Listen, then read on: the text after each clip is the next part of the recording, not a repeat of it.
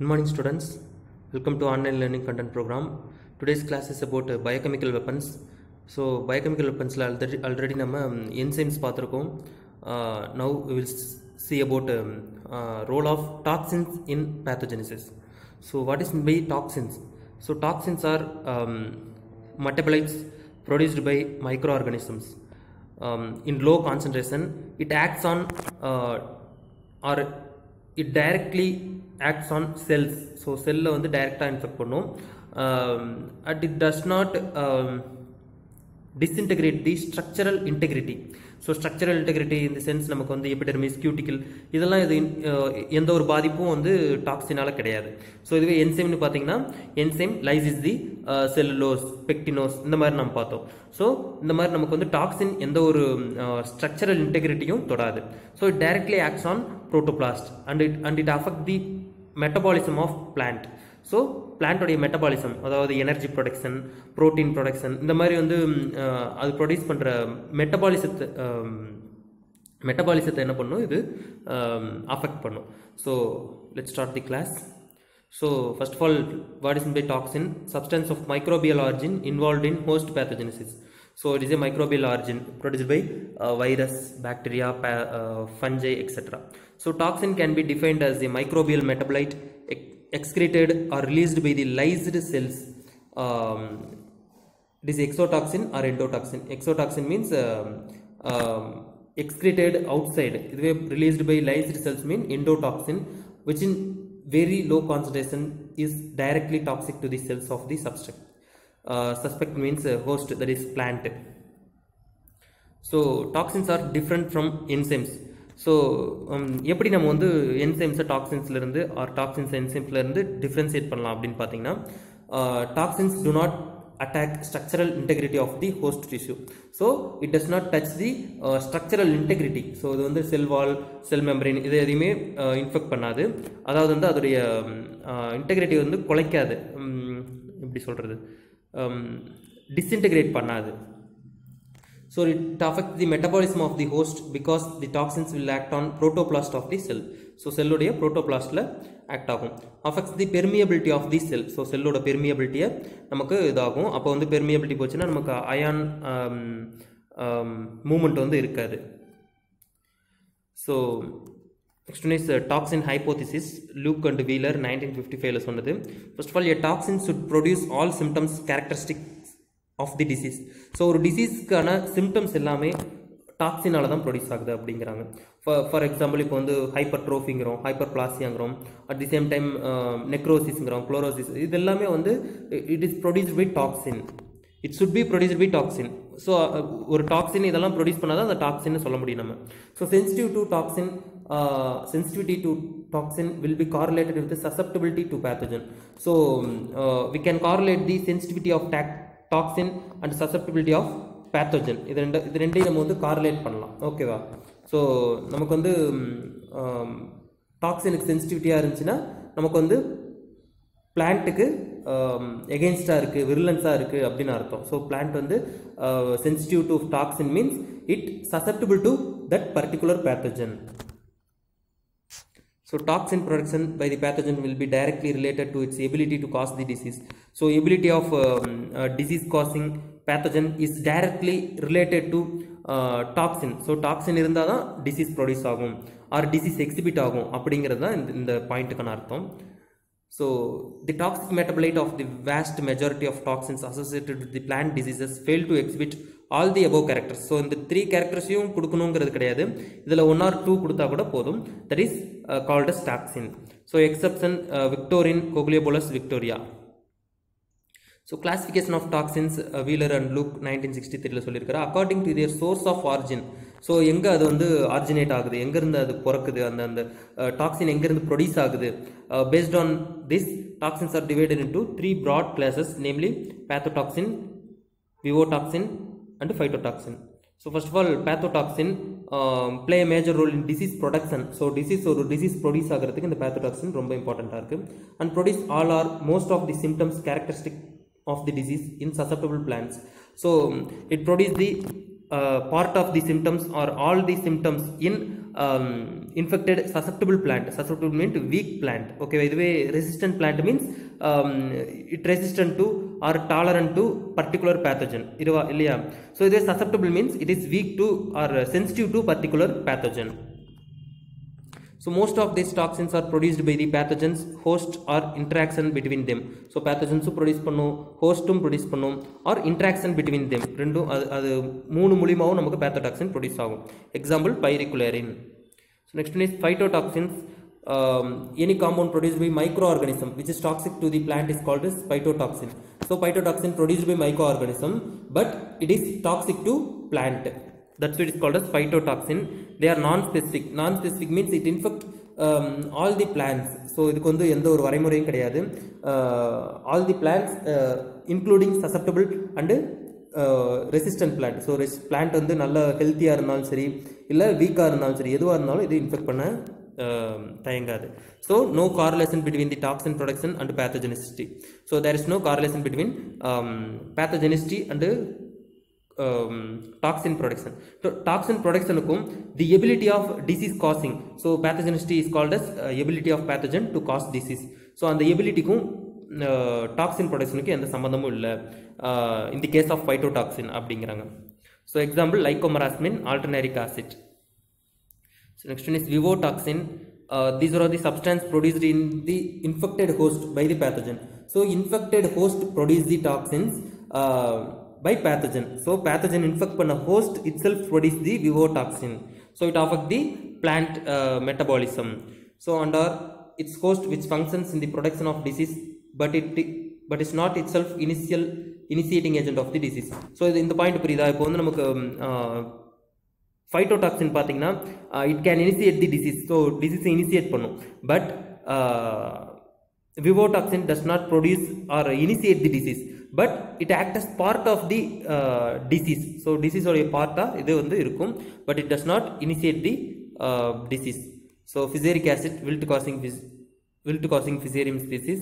Next one is lycomycin fusarium oxysporum pharmaspecial lycopersicum. So இந்த yellow colorல இருக்குறது எல்லாமே உங்களுக்கு வந்து enzyme fusaric acid lycomycin இதெல்லாமே வந்து toxins. So these are all the toxins produced by these pathogens. இங்க white colorல இருக்குறது எல்லாமே pathogens. Pyrrolactin produced by Pyrrolaria oryzae. So they laid down following criteria for which a substance must fulfill before being called as vivotoxin. So vivotoxin இருக்கிறதுக்கு நமக்கு என்னென்ன criteria fill பண்ணனும் அப்படினு பாத்தீங்கன்னா vivotoxins it should be isolated only from disease plant and not from the healthy plant. So இது isolate பண்ணனும்னா நமக்கு deceased பிளான்ட்ல இருந்து மட்டும் தான் ஐசோலேட் பண்ண முடியும். இதுவே ஹெல்தி பிளான்ட்ல இருந்து ஐசோலேட் பண்ணா அது டாக்ஸின் இல்ல அப்படினு அர்த்தம். So toxins only produce the symptoms இல்லையா? So it must be characterized chemically. So chemically நம்ம வந்து கேரக்டரைஸ் பண்ணக்கூடியதா இருக்கணும். It must produce symptoms of the disease or a portion of the disease when introduced in a pure form into a healthy plant. So ஒரு healthy plantல நம்ம இதை inject பண்ணோம்னா இந்த vivotoxin inject பண்ணோம்னா it should produce the symptoms. So or it act as it should act as part of the disease. So then only we called as vivotoxin. So next one is toxins classes based on biological activity. First of all, specificity. So specificity based on specificity. First of all, host selective. So it infect the or it affect the only susceptible host or selective families. So plants la வந்து selective families வந்து infect பண்ணிச்சுனா that is host selective. Some of the fungal toxins act as host selective one. So next one is non-host specific. So there is no host specific. எந்த plant வேணாலும் infect பண்ணும். At the same time it also infect the resistant plants also. So resistant plant இருந்தாலும் அதை infect பண்ணும். The bacterial toxins, example is the bacterial toxins. So effect on pathogenesis. So pathogenesis la effect பாத்தீங்கன்னா first of all primary determinant. So primary determinant means primary பேர்லயே வந்துருச்சு. It initiating the disease. Some of the fungal toxins initiating the disease. Okay வா? So pathogenicity factor little evidence for bacteria. So bacteriaவுல கொஞ்சம் இருக்கு. Fungi இதுக்கு வந்து example. Okay வா? So pathogenicity factor. Pathogenicity means pathogenicity என்னன்னு பாத்தீங்கன்னா so ability of the pathogens to cause the disease. Ability of the pathogens to cause the disease is called as pathogenicity. So that is primary determinant. Secondary determinants, that is virulence factor. Virulence means severity. So virulence na high severe romba severe disease produce பண்ணிச்சுனா that is virulence னு சொல்லுவோம். அந்த pathogen virulent pathogen னு சொல்லுவோம். More evidence for bacteria. So இதுல வந்து பாத்தீங்கன்னா bacteria ஒரு இதா இருக்கு. So secondary determinants means it does not initiating the disease but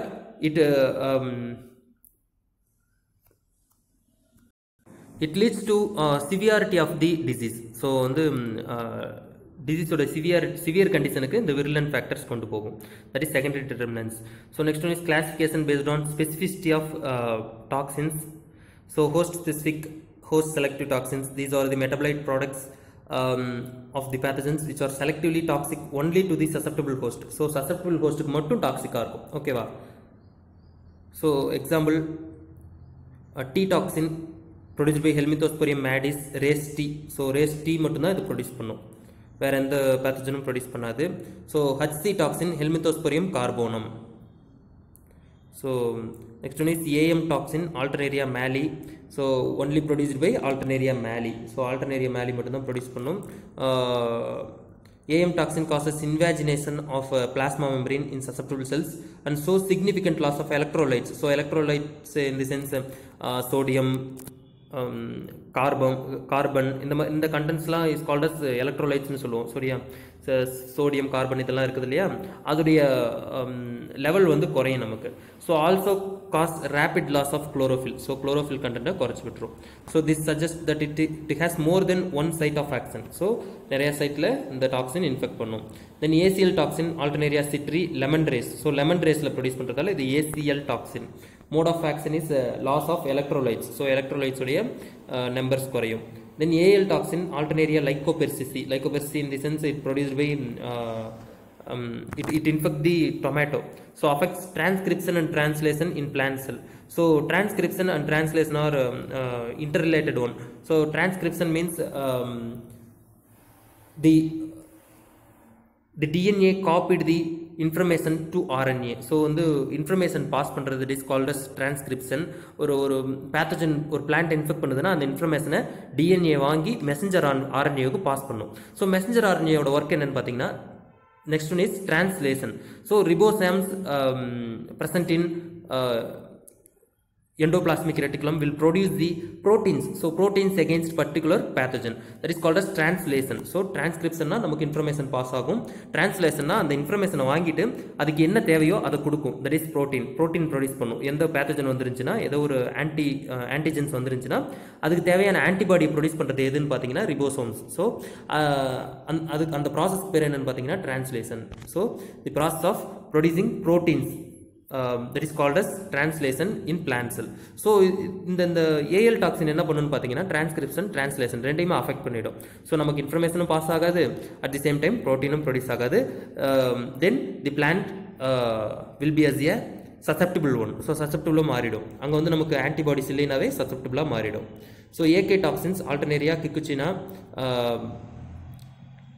causes damage to the cellular membrane. So membrane உடைய இது வந்து இது பண்ணும்.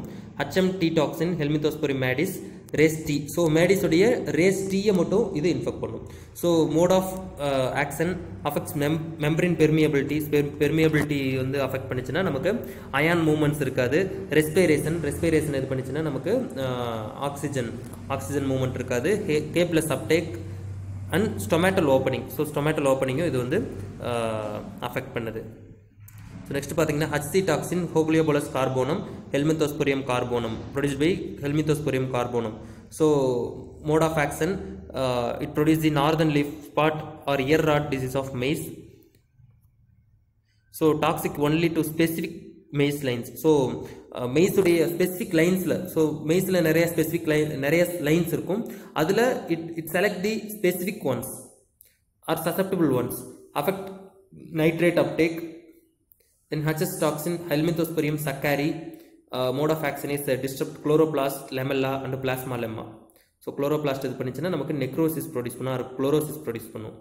So victorin HV toxin Cogliobolus victoria Helminthosporium victoria. என்ன சார் ரெண்டு நேம் கொடுத்துருக்கீங்கன்னா Cogliobolus is a perfect stage, that is sexual stage. Helminthosporium victoria is a imperfect stage, that is asexual stage. Next one is mode of action Victoria blight of oats affects plasma membrane permeability.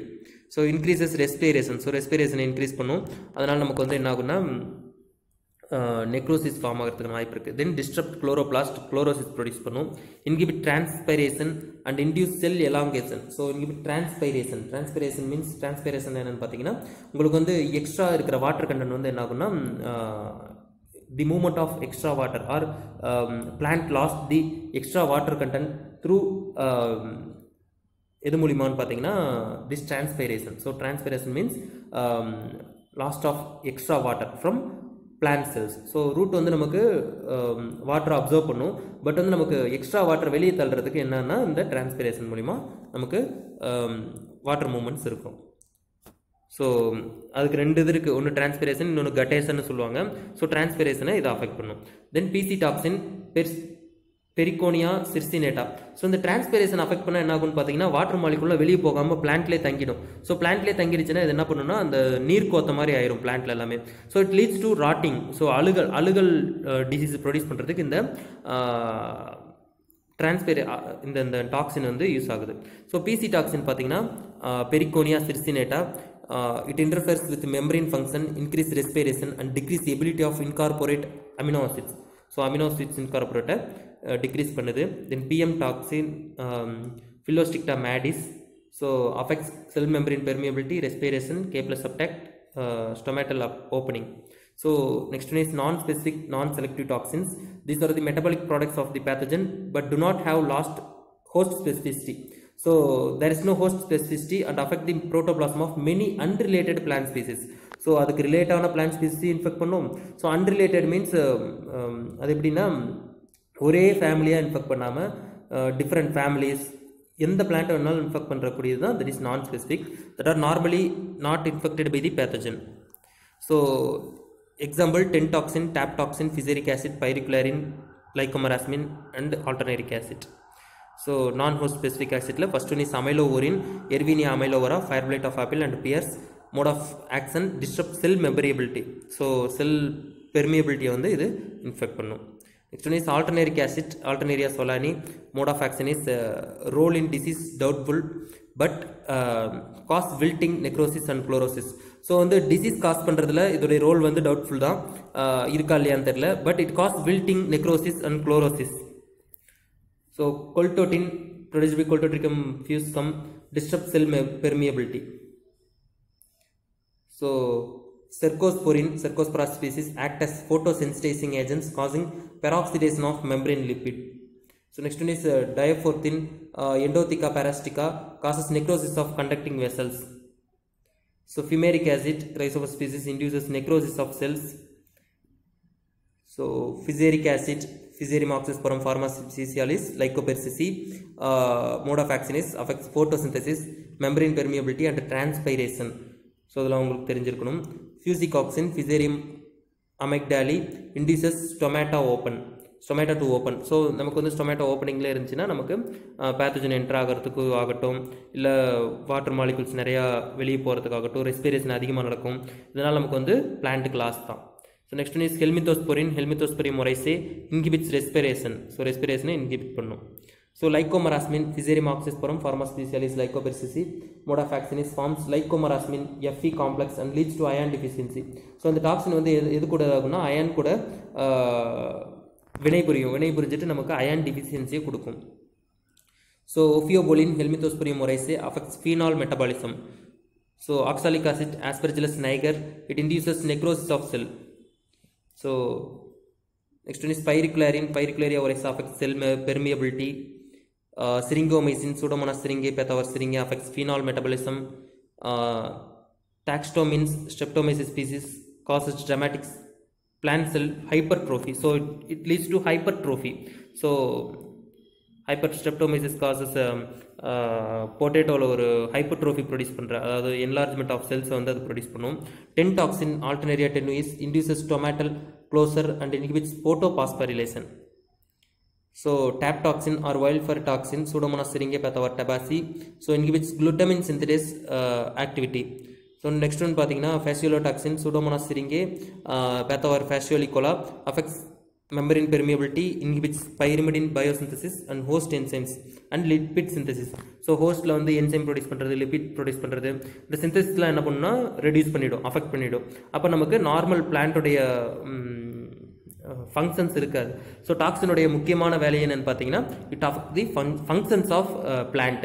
So it does not affect the integrity, structural integrity. So cell wall, cuticle எதையுமே infect பண்ணாது. Directly act on functions. So function, protein production, enzyme production, இதில் act ஆச்சுன்னா நமக்கு என்ன ஆகுனா ஆட்டோமேட்டிக்காக பிளான்ட்டுடைய resistant, அப்புறம் அதோடைய பவர், எனர்ஜி எல்லாமே குறைஞ்சிட்டு நமக்கு ஈஸியாக இன்ஃபெக்ட் பண்ண முடியும் பேத்தோஜனால். So that is the role of toxin and it will produce symptoms. So differentiate host specific and host non-host specific toxins. First of all, host specific, selectively toxic only to susceptible host of the pathogen. So susceptible host க்கு மட்டும் தான் இது வந்து pathogen இருக்கும். Non-host specific means no host specificity and can also affect the physiology of those plants that are normally not infected by the pathogen. So வந்து அந்த pathogenக்கு அது வந்து susceptible-ஆவே இருக்காது, but it can infect the resistant plant also. So host specific is act as primary determinants of the disease. Primary determinant means pathogenicity, that is it will initiate the disease. Next one is non-host specific act as secondary determinants of the disease. Secondary determinants means it act as virulent factor, that is it increase the disease severity. So host specific produce all the essential symptoms of the disease. So host specific பார்த்தீங்கன்னா எல்லா சிம்டமையும் produce பண்ணும். Non host specific produce few or none of the symptoms of the disease.